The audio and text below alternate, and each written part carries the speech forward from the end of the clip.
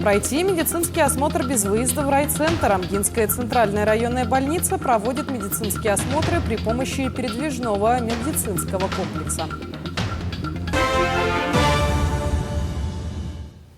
В июне текущего года Амгинская центральная районная больница получила передвижной медицинский комплекс на базе автобуса ПАС.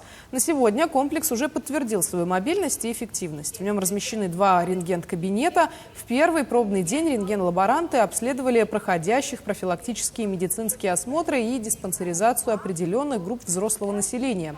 А на днях в медицинском комплексе прошли обследование все желающие. Жители довольны работой передвижного комплекса. Особенно рады жители Наслегов, которые в дальнейшем смогут пройти медицинский осмотр без выезда в центр района.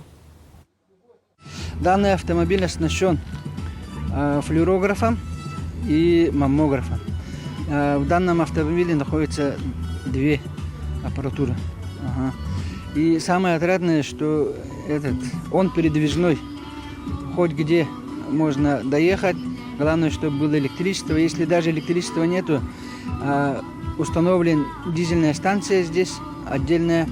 По дизельной станции мы любое, даже в отсутствии энергии, мы можем провести исследование. В этом году планируем до конца года охватить полностью все Наслега.